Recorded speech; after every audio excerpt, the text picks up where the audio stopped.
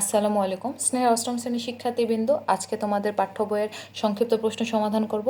ইতিমধ্যে আমরা সবগুলো অঙ্ক সমাধান করে ফেলেছি, শুধু সংক্ষিপ্ত প্রশ্ন বাকি আছে। দেখো, এখানে কোশ্চেন বলেছে 5% মুনাফায়, অর্থাৎ মুনাফার হার দেওয়া আছে 500 টাকা, অর্থাৎ মূলধন দেওয়া আছে কত বছরে মুনাফায় 250 টাকা হবে, অর্থাৎ মুনাফা দেওয়া আছে। তোমাকে বের করতে বলেছে কত বছর, অর্থাৎ তোমাকে সময় বের করতে বলেছে। তাহলে আমরা অঙ্কটা কিভাবে করব? দেখো, দেওয়া আছে কি আগে লিখব।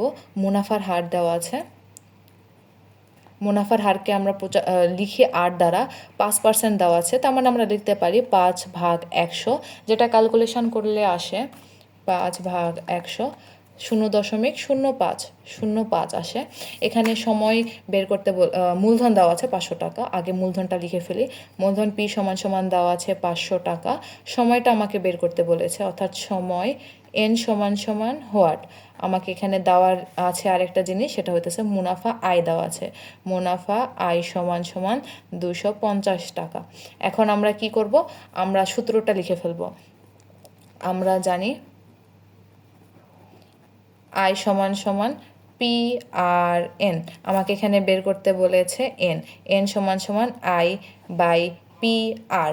আয়ের মান হচ্ছে আমার 250, পি এর মান 500, আর এর মান 0.05। এখন আমি ক্যালকুলেশন করব। 250/500 গুণ 0.05 ক্যালকুলেশন করলে আসে 10। তাহলে আমার উত্তর 10 বছর। আমার কাছে সময় চেয়েছিল, সময় 10 বছর।